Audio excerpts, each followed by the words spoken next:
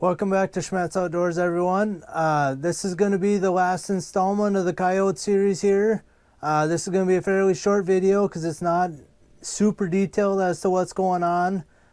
I don't have my chest mount, so it's going to be a little bit tougher to film for this for today, but you guys will pretty much get the gist of what's going on. We're going to quick go through the tools I use just to finish up my coyotes. And then kind of the last final prep that I do on my coyotes to get them ready to sell. Whether they're what I think they're going to be a $5 coyote or a $100 coyote, I do the same process for everyone because you just never know which one you do a little bit better finishing work on them. May bump you up a grade when the grader's looking at them. And that could be the difference between a $5 and a $10 coyote or vice versa. So, like I said, what I have here is I have one coyote that's already finished and the tools. And then I have my last coyote of the season here is still on my stretcher. So we're going to take this guy off and then we're going to kind of go step by step. But we're going to go through the tools first.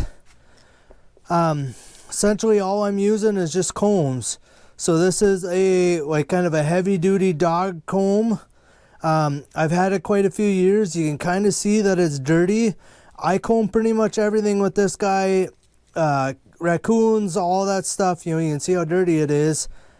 So when I'm working on coyotes, I try not to use, when I'm doing my finishing work on my coyotes, most of my coyotes I actually washed before I skinned them, or after I skinned them before I fleshed them. And because I did that, I don't really want to use a dirty comb. And same thing, like I have this little one here that I use again for like combing out raccoons and stuff. It's getting kind of beat up over the years. But these two I basically only use for raccoons. When I'm using raccoons, skunks, beavers, anything like that, I use those. When I'm working with coyotes and fox and fur out animals, I try to use a nice clean comb. So again, I just have a little bit heavier duty brush or comb. And then I also have more of a kind of, thinner, or not thinner, but a little more fine comb to go through and do like the final comb and everything here. Okay, so that's it. 2 combs, that's going to be the finishing work here. I have my container right here for putting pins in, so we're going to quick unpin this guy. Try not to drop him on the ground.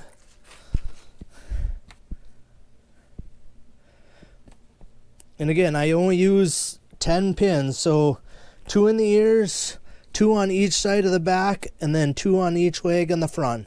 And I do every coyote the exact same way. Unless I'm pinning like a hole shut or something like that, then I'll use more. But by only using the same amount every time, when I go to pull pins, I know exactly I gotta pull 10 pins. So there's the last ones. So throw them in my, and I just shot shell box. I keep my pins in. When I'm done, I'll dump them all in. This is like an old peanut butter jar. I just dump them in there so I don't spill them for the end of, at the end of the season. Okay, set this guy up here so you guys can kind of see what's going on. So we're just gonna, I may need both hands here. This could get interesting. See if I can get you so you can see. Alright, so what I'm doing is I'm pushing with my thumb, and so I'm pulling on this board, pushing this board, and then pulling my nail out. So I'm just taking a little bit of the pressure off, and now it'll shut. Put my nail back in. So again, so it keeps my stretcher from opening up. All right, my coyote should be loose on there.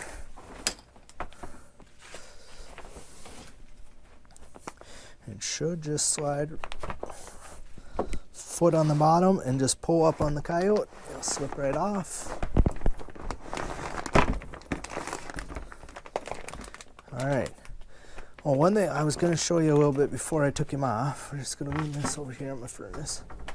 So when I put this guy on my board, I showed that I combed everything up, and he looks a little bit matted. So now that I take him off the board, I'm literally going to just give him a shake. And it's dark outside, so I'm not going to do it outside. But what I'm going to do is just hold on to his nose. I have a zip tie in there, so I knew which coyote. This is a special coyote. Or I just wanted, not special, but I want to keep him separate from the other ones. So I threw a zip tie in him so I can distinguish him from the other ones. Otherwise, I don't normally do that. But what I'm going to do is I got my hand in his nose, or in the mouth side, and I'm literally just going to give him about 3 good whips. And I hope you could see like how fluffed up he got now. You know, where he was all kind of matted down. But I feel like from combing them up when I put them on the stretcher, it kind of keeps all their hair standing up. It kind of, instead of their hair being all combed flat this way when they're drying, and then it's going to want to stay flat, by combing them up, when I fluff them like that, he really puffs up. So when I'm skinning my coyotes, I don't pick the burrs out of the tails. You know, I'll pick like the whole rump and everything like that. Anything I need to flesh, I pick the burrs out of it before I skin them. Unless they're like complete mud balls, then I'll wash them first and then skin them. So I just picked out part of a little burr right there. I just picked out of there. What I have right over here is I just have a 5-gallon pail with a garbage bag in. I use as like a trash bag. So I'll have that right here. And then what would I do, once I take them off the board and I'm ready to do my finishing prep work on there, all I'm doing is just rubbing my hair in the tails. And if there's any burrs, I kind of open them up here. You know, just like I'm pulling a burr out of the whole rest of the body, I do the same thing down here. And then I just throw it in my garbage can, and I'll go through the whole tail. This guy actually don't have very many in here. So every little boot jack, everything like that that he has in his tail, I'll pick out right now. There's something, you know, all I'm doing is just kind of rubbing my hand the wrong way on the fur to fluff it up. And if there's any burrs, you'll feel them with your fingers. Again, I recommend using latex gloves. You know, anytime you're working with any fur or anything like that, I recommend using latex gloves. But I can still feel just fine. I thought there was a burr up here, but I can't find it again. Okay, there was only just one little burr in his tail. Some coyotes, you know, this will be completely covered. Fox the same way, are completely covered sometimes. But like I said, this one here isn't. So next thing we're going to do is I'm actually going to go down and start on the head end down here. We're going to slide this way. And I'm going to literally do the same thing I was just doing on the tail. So I'm going to kind of just rub him all over. And if I find any burrs in there, anything that pokes me, we're going to pick it out of there before I start combing here. And again, this happened to be a pretty clean coyote. There shouldn't be anything, but sometimes, you know, like the little tiny boot jacks and, you know, different little tiny burrs don't always show up, you know, or you don't catch them before you skin them. All right, so the back of my coyote looks pretty good. We're going to flip him over. All right, so right here, I hope you guys can see that. Right here, there's one of the little boot jacks in there. There's actually one more right here. So we're going to pick that out of there. Throw it in the garbage can. Okay, so those are easy ones I could see.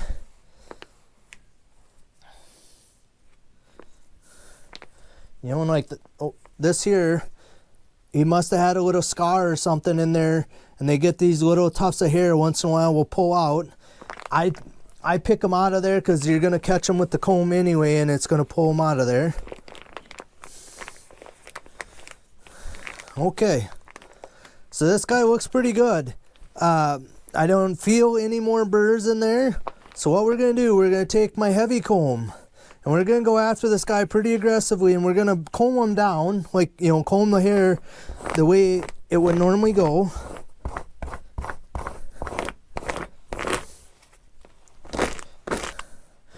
And I'm just going to start at the head end, and I'm going to work my way.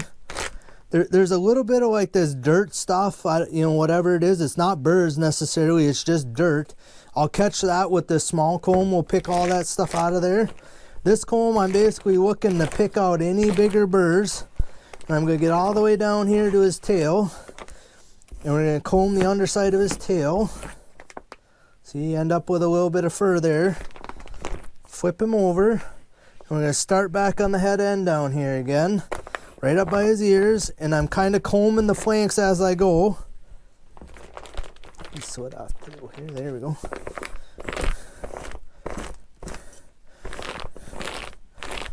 And like I said, I'm just going right down the coyote here, kind of straightening all the fur out. Okay, and now what I typically do is I'm going to comb the top of the tail. I'll just grab it, spin it 90 degrees, kind of comb one side, spin it 180 degrees back the other way, comb the other side, and we're done with this comb. So I just slide this hair off of there. Most of this come off of the underside of the tail, and you get that when you split it, it kind of cuts the fur, and usually that's where I pick up some of the more of the hair. All right, we're gonna do the same thing here, but only with the fine comb here. And we're gonna start right up here on the belly side. All right, so right up here, hope you can see that he's got some dirt in his hide, or in there. And I actually did wash this coyote as well. So I'm just kind of picking it all with my fingers here. And then I'm going to take my comb and kind of help break it up. Okay. And I'm pushing pretty hard, putting pretty good pressure down. If I see any burrs or dirt or anything like that come out of him, I'll stop and kind of pick it out. Okay.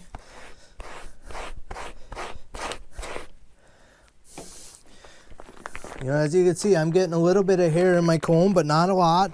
Usually you're going to get some no matter what you do. Okay. And I'm just kind of working down the belly side, watching as I comb for any kind of dirt or burrs to kind of poke out. Right down to his legs. Now what I do is I just hold the leg up, and I'm going to actually comb. You can see how this part of it's all kind of wrinkled up, which is actually the back of the coyote, but it's where I had him pinned. And what I'm going to do is I'm going to hold the leg up, and I'm going to comb here and comb out. So I hope you guys can see this here. Okay, so we're just going to kind of hold, and I'm pushing down into my table so my bristles are rubbing on the table. Okay, you see how nice that looks when I'm done? It kind of straightens all that hair out, kind of takes any of the grease or whatever that would happen to be in there. So again, like this side will show you what it looks like here. So that's what I'm seeing. See how like this hair is actually going the wrong way. It's not really weighing real nice. I'll take my comb here. Just kind of go in there. Go right down the leg. Back of the leg there. Alright, see how that kind of straightened that hair all out real nice? Like I said, all this is just to make it look a little nicer, a little more presentable for the buyer. So I'm combing the underside of the tail and ready to flip him. Again, we're going to start right up here by the head. And again, I'm kind of combing the flanks as I go. I comb the flank a little on the back side. So we're just going to kind of work ourselves right down.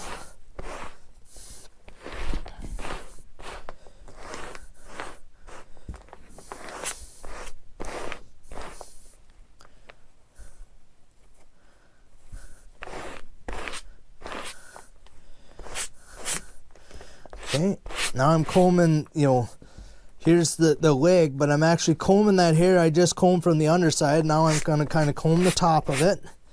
And then we're going to do the same thing with the tail as I did before. We're going to comb the top of the tail, and we're going to turn it 90, kind of comb the side, and comb this side. And if you start getting burrs coming to the surface, you may have to stop, re-pick burrs again, and then comb them again. All right, so this guy looks a little rough again. Oh, there's one burr right here. Pick him out.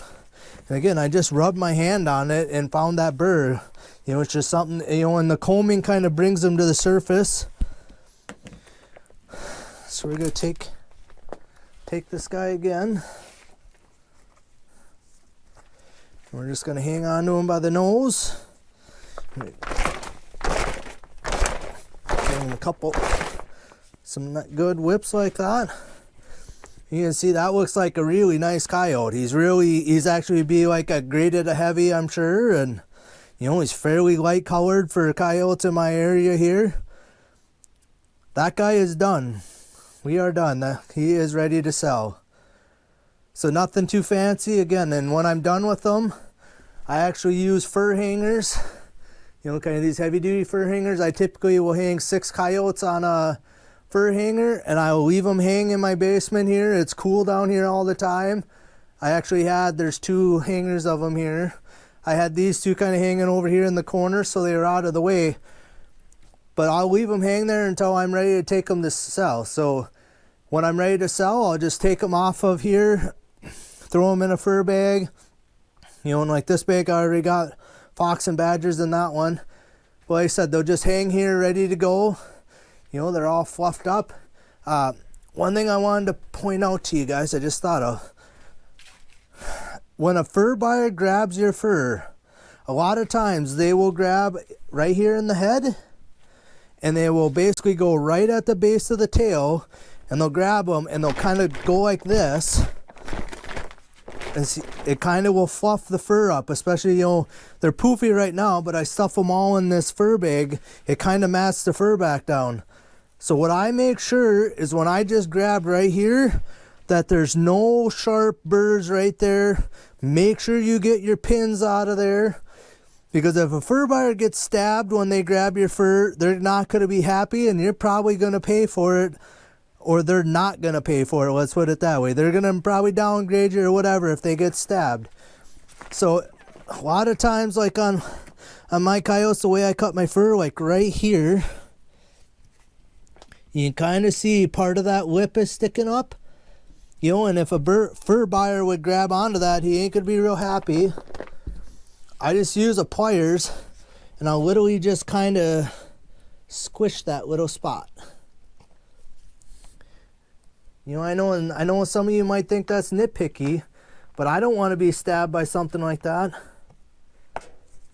There you go. So just by kind of like pinching it, it kind of softens it up, and then it ain't going to poke him anymore. So like I said, I kind of make sure, if you're going to grab it on either side of the lip, that there isn't a sharp edge sticking down around the lip, or, sometimes up here by the eye it can be sharp. Some of that, like the gristle around his eye, there's a little string of that or something when you're fleshing them and it don't come out. So like I said, I make sure that I kind of break any sharp points around his nose and around the base of his tail. Because again, like I said, I don't want to be poked, and your fur buyer doesn't either. If you're going to ship them to the auction, you have no idea what's going on with that grading system up there. And they're going through them so fast, if they get stabbed, it wouldn't surprise me if they downgrade you. They're going to throw you in a damaged or whatever just because they got stabbed. When you're going through that many animals, they don't want to be poked and prodded either. So, all right. I think that's all I got for you tonight. I appreciate you guys watching Schmattz Outdoors. If you have any questions on the whole coyote series, you can leave them down below, or leave them below whatever video you have questions on. But that should finish my start to finish process on how to take care of your coyotes and get them ready to sell. Thanks for watching Schmattz Outdoors. We'll see you on the next one.